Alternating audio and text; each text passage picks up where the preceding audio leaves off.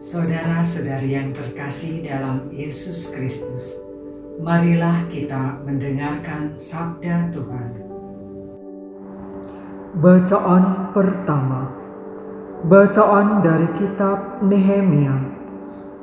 Sesudah umat Israel kembali dari pembuangan pada hari pertama bulan ke-7, Imam Ezra membawa kitab Taurat ke depan jemaat. Pria, wanita, dan semua yang dapat mendengar dan mengerti. Ia membacakan beberapa bagian dari kitab itu di halaman di depan gerbang air, dari pagi sampai tengah hari. Di depan pria, wanita, dan semua orang yang dapat mengerti.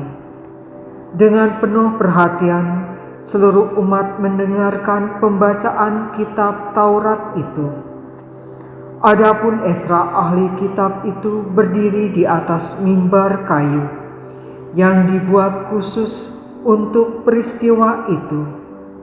Ezra membuka kitab itu di depan mata seluruh umat karena ia berdiri lebih tinggi dari semua orang. Pada waktu ia membuka kitab itu, semua orang bangkit berdiri. Lalu Ezra memuji Tuhan, Allah yang Maha Agung, dan semua orang menyahut, "Amin, amin," sambil mengangkat tangan. Kemudian mereka berlutut dan sujud menyembah kepada Tuhan dengan muka sampai ke tanah. Bagian-bagian kitab Taurat Allah dibacakan dengan jelas, dengan diberi keterangan-keterangan, sehingga pembacaan dimengerti. Lalu Nehemia kepala daerah dan Imam Ezra ahli kitab itu, serta orang-orang Lewi yang mengajar jemaat, berkata kepada seluruh hadirin, "Hari ini adalah kudus bagi Tuhan Allahmu. Jangan kamu berduka cita dan menangis." Karena semua orang itu menangis ketika mendengar kalimat-kalimat Taurat. Lalu berkatalah Imam Ezra kepada mereka, "Pergilah, makanlah sedap-sedapan dan minumlah minuman manis, dan berikanlah sebagian kepada mereka yang tidak sedia apa-apa. Sebab hari ini kudus bagi Tuhan kita. Jangan bersusah hati, tetapi bersukacitalah karena Tuhan. Sebab sukacita karena Tuhanlah perlindunganmu." Demikianlah sabda Tuhan. Syukur kepada Allah. Bacaan kedua. Bacaan dari surat pertama Rasul Paulus kepada jemaat di Korintus.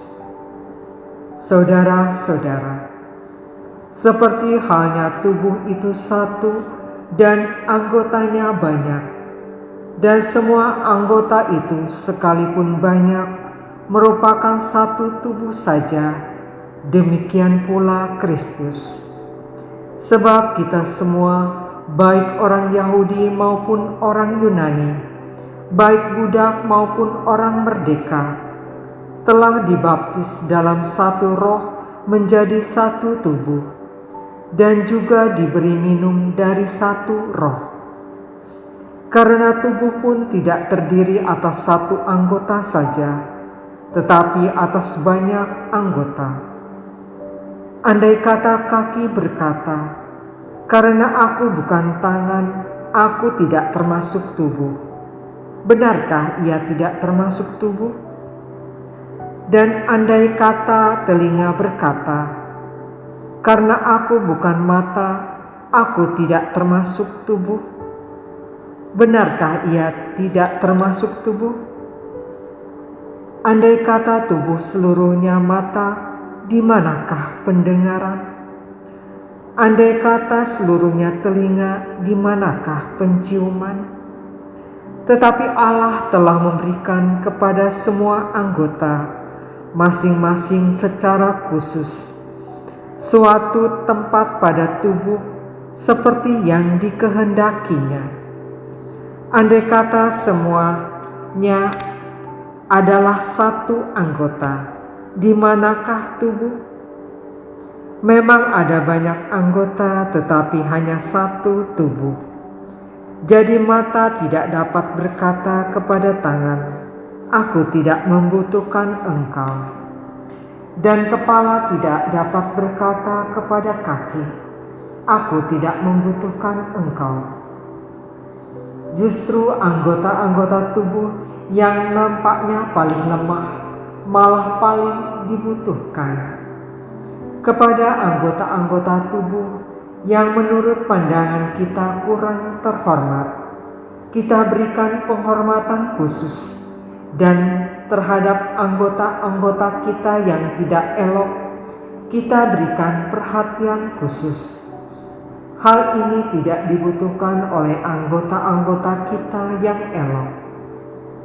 Allah telah menyusun tubuh kita begitu rupa, sehingga kepada anggota-anggota yang tidak mulia diberikan penghormatan khusus, supaya jangan terjadi perpecahan dalam tubuh, tetapi supaya anggota-anggota yang berbeda itu saling memperhatikan.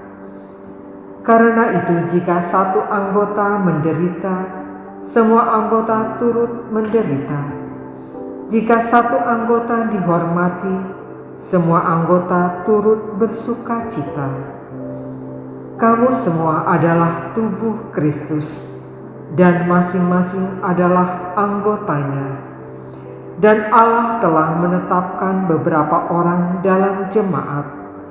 Pertama sebagai rasul, kedua sebagai nabi, ketiga sebagai pengajar.